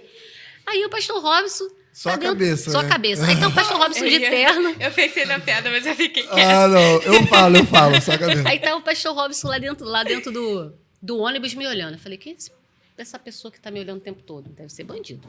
Aí eu tô comigo. Aí foi dentro do ônibus me olhando. Quando eu desci do ônibus, ele foi para minha casa. Eu falei, o que o senhor está fazendo aqui? Eu queria falar com o Júnior. Eu falei, tá. Aí ele falou assim, você vai na igreja? Eu sei que a conversa da gente evoluiu na igreja. E ele usou o texto de Sofonias, que era o período das Torres Gêmeas. E ele usou aquele texto comigo, o texto de Sofonias, das Torres Gêmeas, porque eu achava, na minha lógica, que tinha que ser algo muito inteligente para fazer ir para Jesus. Não podia ser uma coisa simples. E ele falou ali comigo, assim, de Jesus mesmo. Ele falou, olha, isso, aquilo, outro. E fui pregando na palavra. As torres gêmeas, assim, aconteceu porque Jesus está vindo. Isso aqui está na palavra. E começou a mostrar as coisas que aconteceram na palavra para mim. Ele não mostrou o amor de Jesus. Ele mostrou os fatos. Então, por causa dos fatos, eu me converti. Não foi o amor de Jesus que me trouxe. E cada um vai para Jesus de uma forma. Eu acho isso incrível, cara. Tem pessoas... Eu, por exemplo, eu sempre fui... A minha mãe, ela fala, você sempre foi muito racional. Você pensa muito, você faz as coisas pensando muito. Só que eu sempre me achei muito emotiva, muito emocional. Sempre fui muito chorona. Quando eu tive o meu encontro com o Senhor, eu estava no meu quarto, sozinha em casa, aí estava no meu quarto e eu simplesmente chorava, porque eu estava um mix de emoções. E eu senti o Espírito Santo. Para mim, ninguém falou comigo assim de forma muito clara. Eu fui criada na igreja, eu sempre conheci a palavra, mas assim, o meu encontro, a minha revelação de Jesus para mim foi um momento sozinha, que eu estava chorando de arrependimento pelo que eu tinha feito, e ali chorando muito, e eu senti o Espírito Santo entrando no meu quarto de forma muito palpável, e eu senti o Espírito Santo me abraçando. E ali, naquele momento, toda a vergonha, tudo que ruim que eu estava sentindo foi transformado em várias coisas. E eu não fiz uma oração ali naquele momento, eu simplesmente chorava porque eu sentia que era o momento de eu chorar. E aquele foi o meu momento de decisão. Quando eu acabei de chorar e ter ali aquele momento de arrependimento, eu falei, Deus, não saio mais. Aconteça o que acontecer, não sairei mais da sua presença. Então, cada pessoa tem um momento, né? Você teve o seu encontro com o Senhor ali, de forma muito racional. E o Pedro provavelmente teve de outra forma. E eu acho isso incrível, cara. A criatividade dela. De Deus, eu acho isso muito... Gente, só um minuto, tá? Já volto. Eu acho isso muito legal, porque cada um tem o... Isso vai. Cada um tem o seu momento, cada um tem a sua experiência. Hoje eu sou muito mais, até por uma questão um pouco mais de maturidade também, eu com certeza tem muitas coisas que eu ajo de forma mais racional, porque existem momentos da vida que você tem que pensar, você não vai fazer. Tem coisas que a gente faz na emoção, mas existem coisas que é tipo, parou, pensou e tem que fazer. E eu vejo o encontro com o Senhor também como essa forma.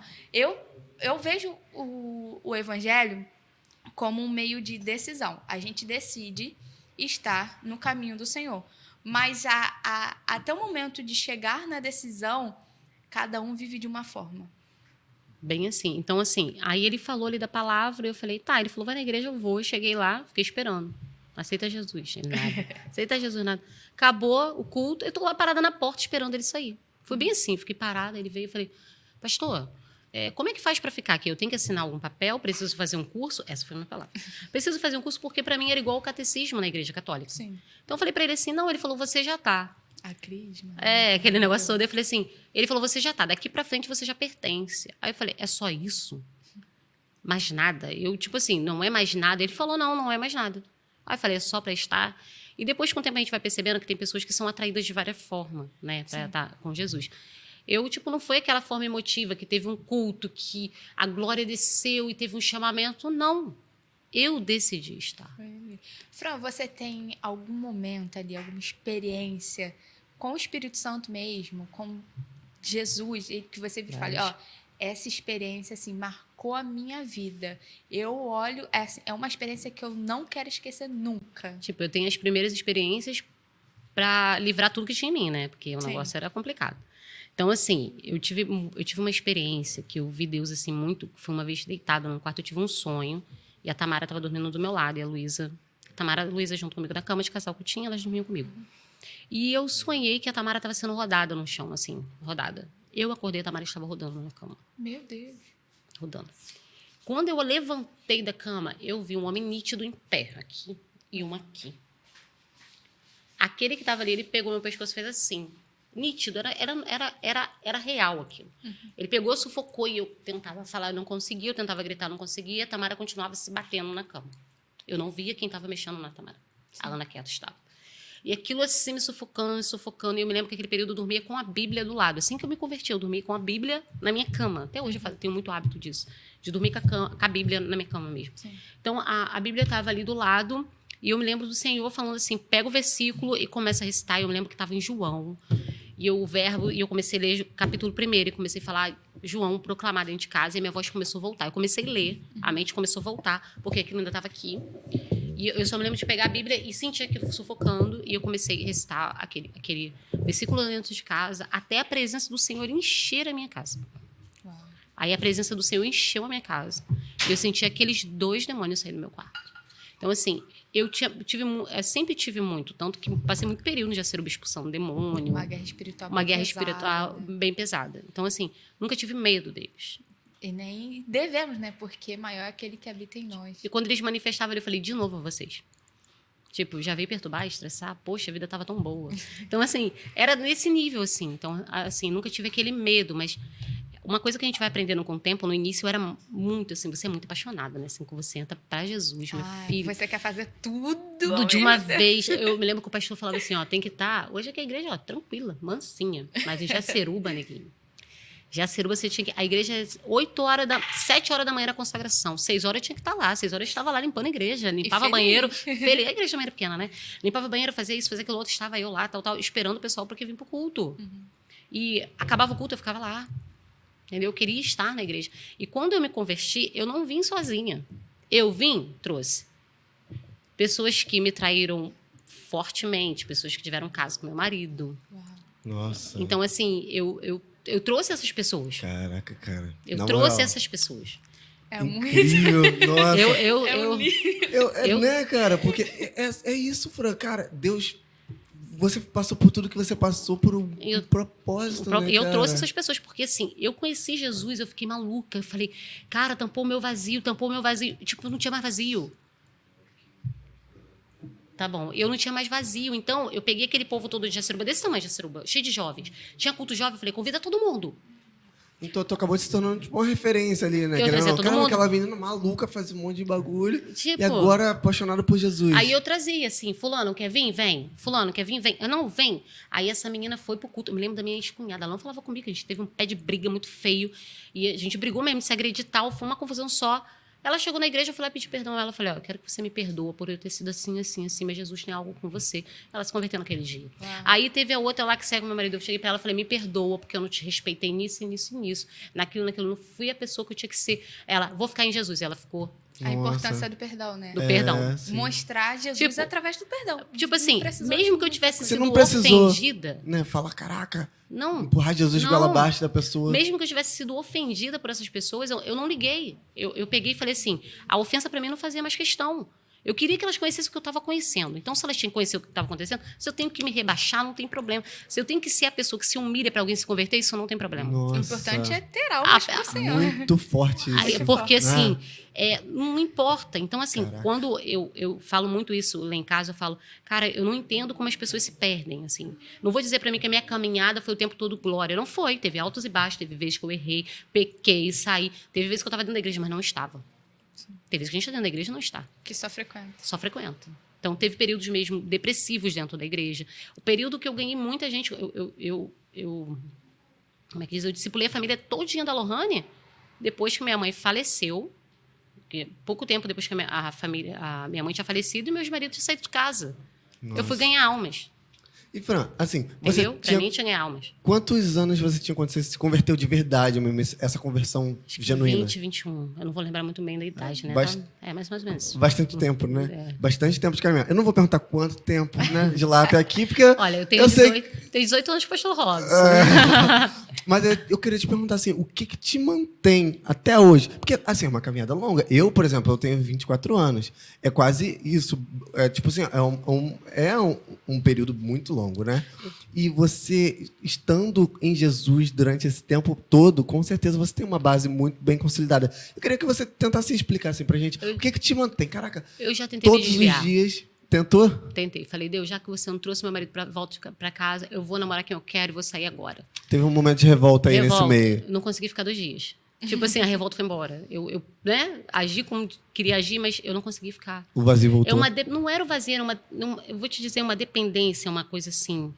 é aquilo que a gente já experimentou, o que Isso. é perfeito, que é bom ali, estar na presença do Senhor. Sabe que e nada você não vai- consegue sentir assim, tipo assim, é só os convertidos mesmo de coração consegue. Tem coisa que não dá para explicar. Eu posso falar uma palavra bonita aqui para ser bonito. Mas, na verdade, você cria um elo com alguém, que é o Espírito Santo, e você não consegue viver sem um elo com Não ele. faz mais sentido. Não né? faz sentido você sem estar aí. Perde a sem- graça, Com né? ele. Entendeu? Sim. Não é por causa da bebida, não é porque, eu poderia beber, poderia me drogar, poderia sair com várias pessoas, poderia me prostituir. Não é isso. Não é isso. A questão é que você sente algo que é seu. É você e ele, é você e ele. Ninguém mais faz parte. É você e ele. É E é- íntimo, entendeu? E essa sensação que você nem consegue explicar, É. que você tem com ele, que te mantém Tem- até no hoje, Evangelho. né? Que quando você pensa em desistir, é isso que te mantém. Porque assim, problemas todo mundo vai ter. Diversidade vida todo mundo vai ter. acontece. Um problema seríssimo alguém vai ter. Vem dizer pra mim que você foi premiado e não teve glória a Deus. Sentiremos dor, tristeza. O próprio Jesus já alertava, né, cara? Eu tenho aquilo na que minha no mente. mundo a gente No teria mundo aflições. tereis aflições. Ele avisou. Algumas veio pesada para minha pessoa. Mas aí vem aquele texto assim, Deus me deu capacidade de passar, entendeu? Porque nada é por acaso, nada acontece por acaso, nada você estuda por acaso. Sabe, uma passagem que Entendeu? eu gosto muito é quando Moisés morre, né? E aí passam aqueles 30 dias de luto do povo. E aí Josué vem para assumir. E quando Jesus fala, né, para Josué, provavelmente Josué devia estar sentindo medo ali de assumir um povo. E Deus fala para Josué, fala, ó, seja forte e corajoso. Não temas e não desanime. E é isso para nossa vida. A gente precisa levar isso para nossa vida. Passaremos por dificuldades. Vão existir momentos em que vai exigir muita força da gente, ou tirar de forças de onde nós não temos. Mas o próprio Deus orienta, né? Seja forte e corajoso. Não temas e não desanimes. E ele orienta ainda Josué da questão de medita na palavra dia e noite, porque a gente sabe o poder que é meditar na palavra. A palavra de Deus, ela vai nos trazer sabedoria, a palavra de Deus, ela vai nos trazer entendimento. Então, com a palavra de Deus, nós vamos ser fortes, nós vamos ser corajosos, porque teremos exemplos dessa forma. Fran, foi muito bom a sua história. Nossa, incrível, bro. Nossa. Assim, eu queria que você falasse mais sobre essa parte da pós-conversão, né? As experiências que você já viveu e tudo mais, que ela comentou um pouco, mas tem muita... sim. Ficou um gostinho de quero mais. Não sei se Sim, vocês sim. perceberam. Talvez num outro episódio a gente comente mais sobre isso, tá? O nosso tempo tá acabando, infelizmente. Eu tenho assunto para 3 horas. Pois Produção, o negocinho. E escritório? E antes da gente concluir, eu queria que você falasse um pouquinho só da sua parte profissional, né? Que tem, você tá numa vibe nova, não, né? Tá num projetinho aí, futuro. Assim, tipo, eu me descobri com investimentos. De verdade, eu amo. Eu não achei que eu ia gostar tanto de estudar sobre economia, que eu sempre achei chato. Mas eu achei que é uma coisa que ela move tudo, então... E eu comecei a estudar mesmo. Agora eu vou começar a fazer um curso agora, no mês de outubro, né? Um curso para me profissionalizar. Mais tarde, eu quero ser analista técnica mesmo. Eu gosto muito de arquitetura. Amo arquitetura. E tá cursando, né? Tá vou- quase se formando, Vou né? me formar. Quando eu terminar, tá tranquilo. Amo projetar, mas o mundo financeiro é uma coisa muito doida, cara. É uma coisa assim que... né? É uma coisa assim maravilhosa. O olho dela chega a brilhar, cara. É uma coisa maravilhosa, porque ao mesmo tempo que você perde, você ganha. Ao mesmo tempo que você perde, você ganha, você ganha, você perde, você perde. E Você dorme pobre, acorda rico, dorme rico, acorda Hoje eu tô pobre. rico, hoje eu tô pobre. E assim, tipo assim, É uma emoção, né? é uma emoção. É assim, e a questão é que, poxa, a gente pode sentar um dia, botar o pessoal e tal, e você pode explicar para um jovem adolescente que ele gasta R$50 no lanche, ele já pode poupar, cara. Ele já pode investir, sabe? E se eu tivesse esse conhecimento muito tempo atrás, cara, como é que eu estaria hoje? Então, eu acho que hoje tem tudo para as pessoas hoje ter, como é que diz, investir. Não investir em coisas tão perigosas, né? Que eu gosto de coisas perigosas, mas tem gente que gosta do tesouro direto. Rende um Uma pouquinho, coisa mais rende, básica, rende. né? Rende Eu muito. sou desse tipo mais... Você é mais conservador. Conservador. Eu não sou conservadora, eu sou mais agressiva. Vambora, foi, não deu, acabou. Então, assim, eu sou mais agressiva. Mas, assim, eu gosto mesmo do mundo financeiro mesmo, e hoje em dia eu tô tentando E tu pensa em profissionalizar nisso. se profissionalizar nisso mesmo? Porque eu quero muito ajudar outras pessoas. Porque a minha intenção, tá? Não é ajudar pessoas mais velhas da minha idade. A minha intenção é ajudar uma adolescente. Com educação financeira. Com né? financeiro. Eu já ensino o Daniel. O que é super importante, né, para os adolescentes. Eu acho que tinha que ter na escola, cara. Eu chego né? pro... Tinha que ter, não tinha? Eu Tinha mesmo, que ter. depois que comecei a trabalhar, tive que aprender a lidar com o meu próprio dinheiro na cabeçada, sabe? Que Tipo, é isso?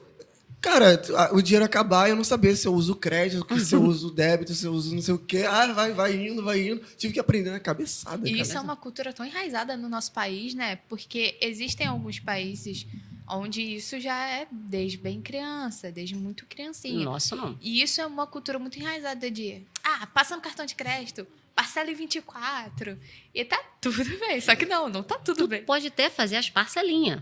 Sim, Concorda? Consciente, Sim. né? Consciente que você vai conseguir pagar a parcelinha. exatamente. Entendeu? Então, assim, e geralmente pessoas que vão pro lado financeiro é porque elas precisam da grana, né? Porque, assim, eu falei, cara, o que eu fui fazer na minha vida? Podia continuar na cozinha, que eu gosto de cozinhar. Arquitetura. Não, eu falei, lá em casa sempre tem uma crise com a Luísa, que é a Luísa do Direito, Tamara Biomedicina. Aí fala, aí vem a outra adulta, vai fazer faculdade de rico. Que sempre a crise é a faculdade de rico, porque o teu programa é caro, o computador tem que ser caro, o escalimento é caro, é tudo assim, né? Porque quando eu fui comprar as coisas de arquitetura, gente, eu achei que era só pagar o curso, né? Quando eu saí de lá, eu saí falida. Assim, E, tipo, Fran, por que a arquitetura tinha tantos cursos? porque assim, a arquitetura o quê? Por que arquitetura? Tem tanto você custo. Tinha tantos- Custo. Tinha tantas opções aí, você escolheu arquitetura justamente. Assim, eu faria farmácia pelo lógico. Porque a maioria da pessoa fica doente, o farmacêutico precisa, então você não vai ficar desempregado. É a lógica, concorda? Sim, faz sentido. Lógica. Mas, cara, tu poder projetar alguma coisa e aquilo ficar 50 anos e alguém souber que foi tu que fez. É outra coisa. É muito legal. A pessoa entrar num ambiente transformado, a pessoa chegar numa igreja e ver uma igreja com acessibilidade. Pensou numa pessoa que a pessoa lá tem um cadeirante, aí você pensa na pessoa que é cega, entendeu? Você dá uma acessibilidade para vários tipos de pessoa. A pessoa que não pode caminhar muito, você dá uma acessibilidade. Você chegar numa igreja que a igreja pensa no conforto. Você chega num lugar, porque as pessoas pegam a arquitetura só no design, né? Eu me lembro fazendo arquitetura, o Vinícius chegava para mim e falava assim, Fran, você pode mudar sofá de lugar? Eu falei, também posso. Mas assim, tipo, a pessoa acha que você faz só o interior, e não é. Você, quando faz arquitetura, você pensa no contexto de quem vai habitar naquele local. Tem tudo um por trás. Tem tudo por trás. Você faz um estudo de caso, né? Você faz um estudo de quem vai habitar. Se eu pego, vou botar essa janela aqui. Pô, essa janela pega o dia inteiro. Eu faço um estudo solar. A pessoa vai dormir aqui, a janela passou o dia inteiro pegando sol.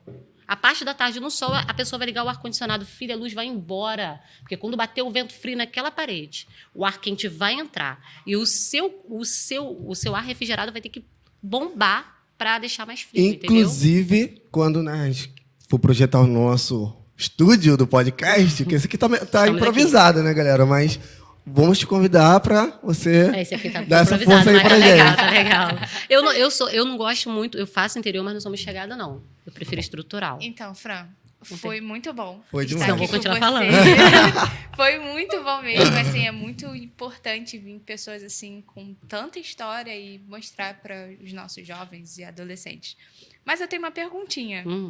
Espírito Santo, Se vai. você pudesse deixar uma frase, 1 minuto, assim, durante 1 minuto, em todos os outdoors do mundo, qual frase seria?